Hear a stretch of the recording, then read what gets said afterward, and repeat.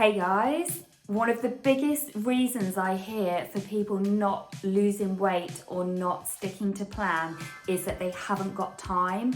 So just a little tip here, the night before each day, plan your day. Plan it by every 30 minutes and work out what you have to achieve in the day and where you can fit in time to do what you need to do to stay on track. I've been doing this recently and it's really worked for me, and it's made me far more productive.